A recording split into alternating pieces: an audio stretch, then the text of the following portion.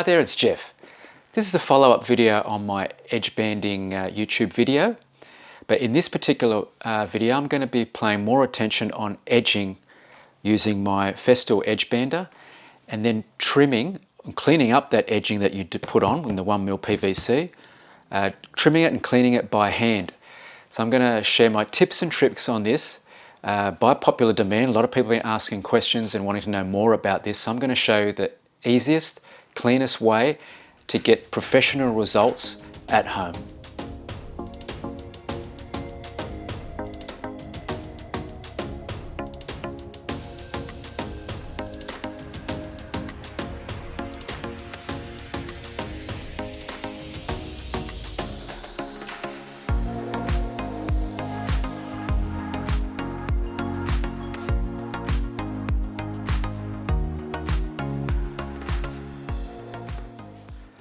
Okay, before we begin, I'm just going to run through some of the tools, particularly the hand tools that I'll be using when demonstrating this process with you. So, as I mentioned in the intro, I'm going to be using my Festool Edgebander. You can do this process of edging your board, your manufactured board products, do this by hand. And you can see that in my previous video on this, which is using some contact glues and so on. But the trimming of that edging is pretty much what I'm going to be running through today with you. It's the same process, which I'm going to go a little bit more in detail with. Now, number one tool that you will need to get hold of is a blade. Now, some people like to just use a wide blade wood chisel, something around about 25 mil, inch long, or a little bit wider if you can, but the handle tends to get into the way. Whereas this is what we call a planer. This is just a planer blade off your planing machines. It's a foot long or 300 millimeters long. And the beauty of this is that because it's so long, it can sit on your surface area and stay flat, so when it does cut through your edge, it can cut cleanly and flush to your surface. So the more surface area that you have sitting on your board, staying level and flush, the easier the process is going to be. So I'll leave a link in the description of where I actually got mine. They're from Amana Tools. I'm not promoting Amana Tools or being sponsored by them, but that's just where I got my ones from. There are other places you can get them from, but they're going to be more the woodworking and wood machining type of places to get these blades. So that's tool number one that I'll be going through and using in the videos. Number two is an end trimming tool. Now you can get these online. They're pretty easy to get, and what they do is basically when the edge tape is applied on your board from the machine, or even if you're doing it by hand, you need to leave a little bit excess on each end, a little bit overhang, and this comes along and trims it flush with your end. It's a must. This tool here is worth every cent. So get yourself one of these end trimming tools from your woodworking supplies or online. I'll leave a couple of links in the description of where you can get these. But yeah, these are going to be very, very handy, and you must need one of these. And the other tool that I will be using in my demonstrations as well is a chamfering tool. Now this is made by Star M, I think it is. It's a Japanese chamfering tool. And I think there's a couple of varieties you can get. There's a square cut. This is a chamfer cut, this one, particular one that I've got. And I believe there is a round over cut as well. If anybody sees that and knows where to get that one from, get in contact with me. I would love to get the round over one. This one is the chamfering one, which leaves a really good job and professional job. But I wouldn't mind getting hold of the round over one too. If you do see that one, get that one. It's going to be even better. But that's basically the three main tools to clean up your edge banding once you've applied it onto your board. So let's get into applying the edge banding, PVC edge banding on your board, and showing you how I trim this in the neatest way possible. Okay, the first thing we're going to do is just cut some edge tape. Now, as I previously mentioned, I'm using 1mm PVC, and this is just matching grain edge tape to suit my board. So these come in a variety of colors and so on. And you can get these in 3 different thicknesses. You can get 0.05, 1mm and 2mm. So what I've got here is actually the 1mm. It's middle of the range, but it's durable enough for edging in your normal kitchen materials or joinery, doors and so on. Any heavy traffic sort of areas, you know, getting knocked around, then you might want to use the 2mm, the thicker variety.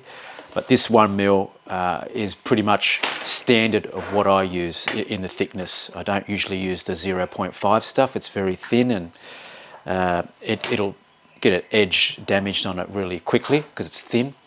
So I normally use a 1mm as a standard. Now all I'm going to do here is I'm going to edge this board here, for example. And what I will do is I'll place it down lengthways where it's going, and I'll leave at least an inch on either side of the board, and then I'll cut it with just some sort of side cutters, something like that.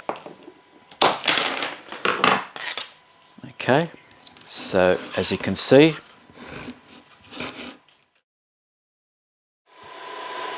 okay, before I begin edge banding with this machine, I just thought I'd go through a couple of things with you, just for some people that are interested in one of these machines. I'm not promoting or sponsored by Festool, but just to give you a bit of a breakdown of what this machine is capable of doing. It's basically, what this machine does is apply a hot melt glue to the back of your edge tape, and then with the pressure rollers rolls this onto the edge of your board. It's got a lot of adjustment in it. You can vary the glue temperature to suit. It does different widths of edge tape, up to around about 60mm, I believe. So it's very good that way. It'll do from 0.5 to 2mm thick edge tape as well. Again, I only use this machine on 1mm. It takes these glue, I call them glue pucks, but they're just glue cartridges cut to around about 1 inch thickness that go into the top here. There's an arm that forces it in, and it basically heats up and uses the glue as it goes or as it needs. There are some other variants of edge banding machines which heat up glue pellets, and that heats up in a pot. So as soon as you turn it on, that whole pot heats up with the glue and cools back down, heats up again, cools back down, and that can cause some crusty sort of glue deposits into that chamber. Whereas this system here heats up as it goes. It's a lot easier and cleaner. It has adjustments here, like I said, for the glue temperature, how much glue you want onto the edge tape. It has a couple of speed modes, a rabbit and a tortoise speed, so how quick it'll spit out the edge tape onto your board. This handle can be removed, and you can place this machine into a table, into a special bracket, which I have as well. And that's really handy for doing small or narrow pieces of board. This sort of setup is good if you've got big panels where you just bring the machine to the panel, which is clamped onto the side of your edge workbench or something like that. So, but yeah, a really good compact machine. They are quite expensive. I think I paid around about $5,500, a few years ago. I don't know what they're worth today, probably something similar, but it is a fraction of the price of trying to get a proper professional edge banding machine. Now, you may not get that really top fine quality that you will out of one of those machines, a $40,000-$50,000 machine. but for what this does, it is excellent. It's really good. And the good thing about this too, don't forget, is that you can do curves. If you've got curved shells or components, this will do it. It'll just travel around. So it's really good for that as well. But for those that are interested, I'd advise go onto your Festool website and contact your reps and so on. They do demos as well, if you're further interested in one of those. But yeah, so let's get into the edge banding process now. Okay, so I'm about to begin putting the 1mm PVC edging onto my piece of board. I've got my edge bander, it's warmed up now, ready to feed this in. So we'll do that first into the machine, and then I'm going to show you the process of feeding this onto the board. When it's released, then we're going to show you the trimming and the edging part of it.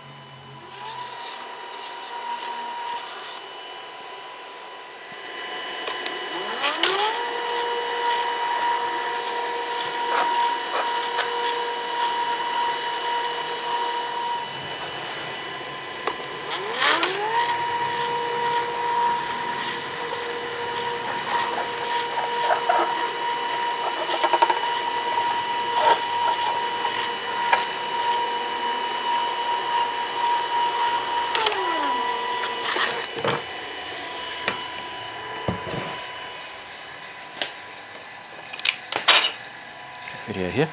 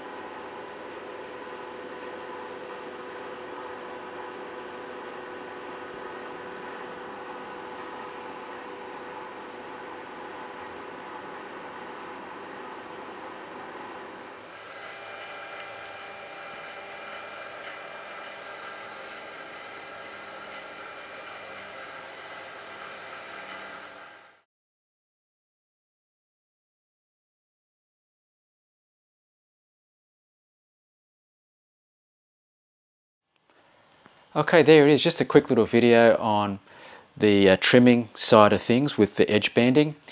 And the three main tools that I've used: the end trimming tool, which is really handy for trimming flush with your ends, the blade that I use, and by the way, these are just sharpened in the same way you sharpen your chisels, but basically I've never actually honed the beveled edge on this. I've only done the flat on the underside, but it's very sharp, and it's sharp enough to trim this edge, which is basically what I need. But the key, as you could see in the video here, the key feature here when you're using this, or key technique when you're using this, is to face it inwards, just so you don't actually risk the edge tape tearing away from your board. You want to cut an inward stroke on the inwards. And like I said, the advantage with this long blade is that you've got that surface sitting flat on your board, giving you more access to cut flushed with your edge there. And then of course the little chamfering tool. If you don't have one of these, you could use just a sanding block, or you could use a laminate trimmer with a small maybe 1mm, 1.5mm round over bit. You'd have to adjust it so you don't actually cut into your surface, just the edge tape. You could use one of those if you really wanted to, but I like this thing. It's really quick and easy, just a couple of passes and it's done. and it's less mess. Well, really what I hate in the workshop is making a lot of dust. This PVC edging, when you do try to trim it with your laminate trimmer, it goes into real small pieces and it goes everywhere, and it sticks to everything because it's PVC plastic. So this thing just leaves a thin curl, and you just throw it in the bin, which is really easy to use. So I hope you enjoyed this little video on these techniques on trimming your board with these tools. I wasn't going to go into too much depth with the Festool Edgebander. There are lots of videos out on that and specialized videos on using those edge banding machines. I'm not promoting them either, by the way, the Edgebander. It's just my preferred tool of putting this edge tape on your board the quickest, easiest way, rather than spraying contact and doing this by hand, which is what I used to do before I had that machine, by the way. So you do a few jobs, people, and you can even save up, get one of those and make that process a lot easier. But today was not about that. It was more about this trimming the edge tape process with your blade and those specialty tools to help you get a professional result. Well, that just about wraps up this video. I hope you liked it. If you did, hit the like button, share and subscribe so you can keep up to date with all my latest videos, and hopefully I'll see you in my next video.